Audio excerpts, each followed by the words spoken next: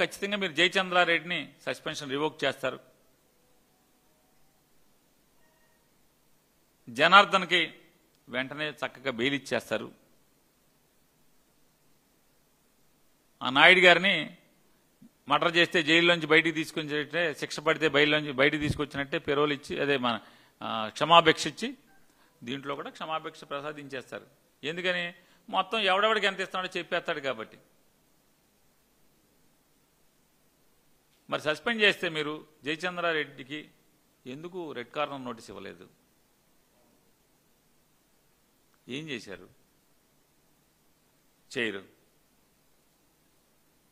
ఇంత పాపంగా జరుగుతుంటే ఇవాళ బ్రాందీ షాపులు తంతు చూద్దాం. ఈ రాష్ట్రంలో మద్యం వ్యాపారం ఏ రకంగా జరుగుతుందో చూసుకుంటే, బ్రాందీ షాపులు అంటే మద్యం మందు బాబుల్ని అంటే రాష్ట్ర ప్రజల్లో అనేక వర్గాలని వెన్నుపోటు పొడిచినట్టే. చదువుకునే పిల్లల్ని వెన్నుపోటు పొడిచాడు, మోసం చేశాడు ఫీజు రీయింబర్స్మెంట్ ఇవ్వకుండా.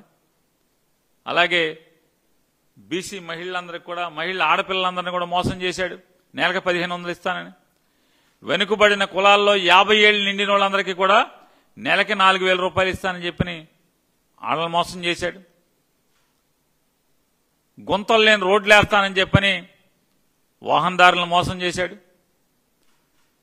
డ్రైవింగ్ లైసెన్స్ ఉన్న ప్రతి ఒక్కడికి టిప్పరా, లారీయా, మ్యాక్సీ క్యాబా, ఆటోనా, డ్రైవింగ్ లైసెన్స్ ఉండి బ్యాడ్జ్ ఉన్న ప్రతి ఒక్కరికి సుమారుగా ఇవాళ ఉన్నటువంటి 17-18 లక్షల మంది లైసెన్స్ ఉండి యాక్టివ్ బ్యాడ్జ్ ఉన్నటువంటి డ్రైవర్ సోదరులందరికీ కూడా సంవత్సరానికి 15,000 రూపాయలు వేస్తానని చెప్పని 2,90,000తో చేతులు కడుక్కున్నటువంటి పరిస్థితి మనం చూసాం.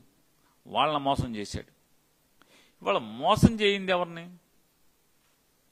పిఠాపురం వర్మను మోసం చేశావు, జీరో చేశామని మీ నారాయణతో చెప్పిస్తావు. అప్పుడేమో ఎమ్మెల్సీ ఇస్తానని చెప్పేమో ఆశ పెడతావు. ఇప్పుడేమో జీరో చేశామని చెప్పి నారాయణకేమో వర్మని జీరో చేసేయండి, జీరో చేసేసామని చెప్పి ఇతను చెప్తాడు. ఇట్లా మోసం చేయటంలో మొదలుపెట్టి తాగుబోతులను కూడా మోసం చేసి ఇవాళ బ్రాందీ షాపులను కూడా మోసమే కదా మీరు చేసింది, కాదా? ఇవాళ టెండర్లో పాల్గొన్నటువంటి బ్రాందీ ఔత్సాహికులు ఎవరైతే ఉన్నారో వ్యాపారం చేద్దామని, ఆ టెండర్ రానోడేమో ఆ రోజు ఏడ్చారు. టెండర్లు వచ్చి బ్రాందీ షాపులు నడుపుతున్నారు, 20% లాభంతో మీకు వ్యాపారం చేయిస్తానని చెప్పని. రేపు వచ్చే సెప్టెంబర్కి తెలుస్తుంది ఈ బ్రాందీ షాపులు నడిపే వాళ్ళకి మనల్ని కూడా వేసేసాడు రా అని చెప్పి చంద్రబాబు మన్న కూడా పొడి చేశాడు, ఇంద్రావరాన్ని పొడిచినట్టే మన్న కూడా పొడి చేశాడని ఈ బులపాటం అంతా కూడా బ్రాందీ షాపుల వాళ్ళకి రేపు తేలిపోద్ది. ఈ షాపులో సగం షాపులు ఎమ్మెల్యేలు కదా, మీ ఎమ్మెల్యేలే సగం షాపులు కదా ఈ 37-36 షాపుల్లో. ఈ లాభం గోబలకు రేపు సెప్టెంబర్లో తెలుస్తుంది. మొత్తం ఎమ్మెల్యేలకు ఇచ్చింది ఎంత, ఎమ్మెల్యేలు ఏం కొట్టుకున్నారు, చంద్రబాబు నాయుడు ఏం కొట్టుకున్నాడు, మనకి వ్యాపారం చేస్తే ఏమొచ్చింది ఏం తోసింది అనేది. ఆంధ్రప్రదేశ్ రాష్ట్రంలో బ్రాందీ షాపుల వాళ్ళతో అంతే ఏంటంటే, షాపు రానోడేమో చలాన్లు ఖర్చు అయిపోయి ఆ రోజు ఏడిచారు, షాపులు వచ్చినోడేమో రేపు సెప్టెంబర్కి ఏడుస్తాడు. ఖచ్చితంగా జరగబోయేది అదే. నారా చంద్రబాబు నాయుడు గారు లేదా కొల్లు రవీంద్ర గారు, ఎక్సైజ్ కమిషనర్ మీనా గారు,